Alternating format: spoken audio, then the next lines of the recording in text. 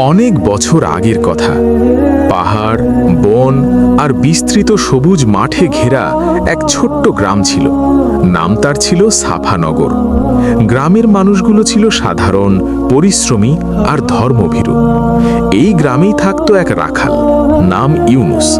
সেই ছিল খুবই গরিব, কিন্তু চরিত্রে ছিল অমূল্য ধনের মালিক। দিনে সে পাহাড়ে পাহাড়ে ঘুরে ভেড়া চড়াতো আর রাতে আল্লাহর স্মরণে নামাজ পড়ে ঘুমাতো। মিথ্যা বলা, অন্যায় করা এসব সে কখনো কল্পনাও করত না।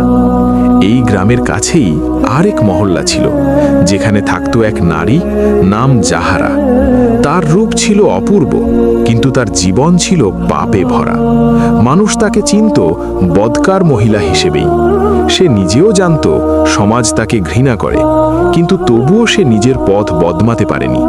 ধীরে ধীরে তার অন্তর শক্ত হয়ে গিয়েছিল, আর সে ভাবত, আমার মতো পাপীর জন্য আর কোনো ক্ষমা নেই।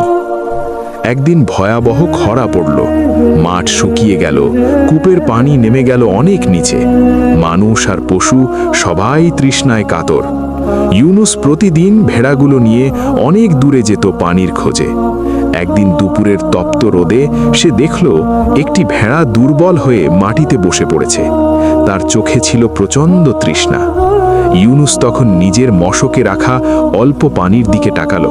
সে জানত এই পানি সে নিজের জন্য রেখেছে, কিন্তু সে এক মুহূর্তও দেরি করল না।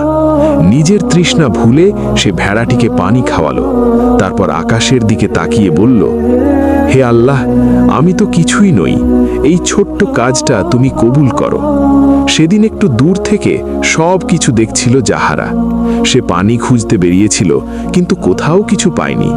ইউনুসের কাজ দেখে তার মনে অদ্ভুত একটা কাঁপন লাগলো। সে ভাবল, একজন মানুষ পশুর জন্য নিজের পানিটুকু দিয়ে দিতে পারে, আর আমি সারা জীবন শুধু নিজের কামনা আর লোভের পেছনেই দৌড়ালাম। সন্ধ্যায় হঠাৎ আকাশ কালো হয়ে এলো। বহুদিন পর প্রবল বৃষ্টি নামল। মাঠ ভরে উঠল, মাঠে প্রাণ ফিরে এলো। মানুষ আনন্দে আল্লাহর শুকরিয়া আদায় করতে লাগলো।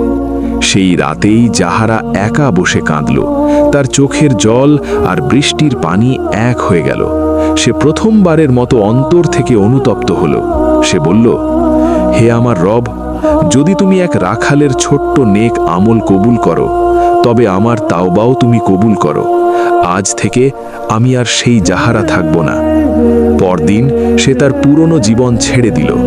মানুষ অবাক হয়ে দেখল, যে নারীকে সবাই ঘৃণা করত, সে এখন নীরবে অসহায়দের সাহায্য করছে, নামাজ পড়ছে, নিজের পাপের জন্য ক্ষমা চাইছে।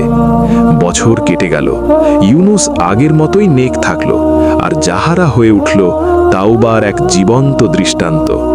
মানুষ বুঝল, আল্লাহর কাছে মর্যাদা রূপে নয়, চরিত্রে।